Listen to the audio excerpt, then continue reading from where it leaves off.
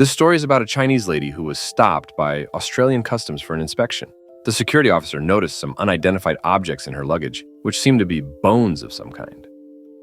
When the lady revealed the source of these mysterious bones, the officer was completely taken aback. So, what were these bones in her luggage? It all started with a suspicious X-ray image. At the time, security officer Andrea was conducting an X-ray inspection of luggage from passengers arriving in Australia from Kuala Lumpur. The luggage belonging to this lady in red immediately caught Andrea's attention. She decided to check the declaration form, only to discover that the lady in red hadn't declared anything at all. In other words, the lady thought her luggage was perfectly fine and saw no issue with bringing it into Australia. But the X-ray showed what looked like bone fragments, which immediately put Andrea on high alert. When she started inspecting the luggage, the lady cooperated calmly, without a hint of suspicion. As the suitcase was opened, the first items to fall out were 2 bags of dried black fungus, something Andrea recognized. Next came some cigarettes, and then more cigarettes, bag after bag. Food and cigarettes were common contraband for customs officers, so nothing seemed particularly unusual. But then, following the clues from the X-ray, Andrea found a mysterious small box. As she opened it, the lady visibly tensed, and we could faintly hear her say it was something used to scare children.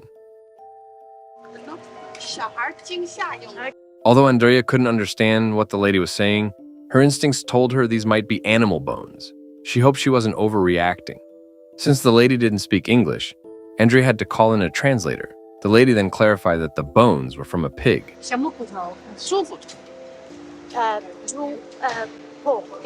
Pig bones? Really? Curious, Andrea asked why she was bringing pig bones into the country. The lady explained that she was a Taoist practitioner, and the bones were ritual items she used in her ceremonies. For some reason, though, the translator interpreted Taoist rituals and tools as voodoo.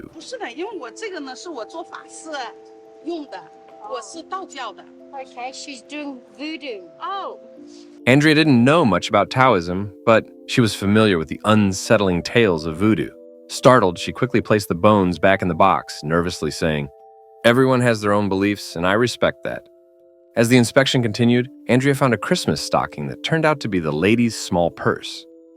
Even after the inspection, Andrea was uneasy and asked if touching the bones might curse her. I just want to know, since I touched those bones, is there anything going to happen to me? Am I cursed or anything? The lady quickly reassured her that there was nothing to worry about. To ease the tension, the lady put on her full Taoist attire and proudly displayed her certification from the Dragon Tiger Mountain Taoist Academy, complete with the seal of Zhangjin Tao, the 65th generation head of the academy. In the end, aside from having her cigarettes confiscated, all her other belongings were returned. She received a written warning to declare any food items next time, but the pig bones didn't need to be declared at all. After the lady left, Andrea felt a huge sigh of relief, thankful she hadn't been cursed. But I'm glad that I'm not cursed. Really relieved.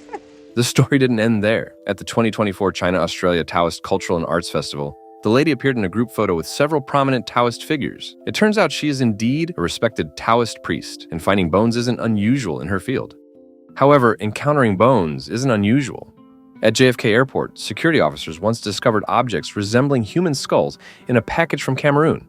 However, these skulls were very small and elongated, and it was unclear which animal they came from. Although the officers learned that these skulls were intended for academic research, the professor was unlikely to receive them on time. The security team needed to ensure the skulls were free from dirt, parasites, and other contaminants. Ultimately, the U.S. Fish and Wildlife Service determined that these elongated skulls could carry parasites and pathogens. As a result, they were refused entry and sent back to Cameroon. Next, there was a man from Ecuador who, while going through security in Spain, had a package leaking bright red liquid. When the officers opened it, they discovered a mushy, dark red substance, emitting a foul odor. Despite their disgust, the officers pressed for answers. It turned out to be 40 pounds of shells and several large bags of crabs, which had ruptured during the bumpy journey, filling the suitcase with a terrible smell. The officers had no choice but to make him dispose of these items before allowing him to enter. In another case, although the suitcase clearly belonged to this man, he insisted he knew nothing about its contents. The officers found that among the 7 statues, there were 3.4 kilograms of contraband. To make matters worse, the man's passport turned out to be fake.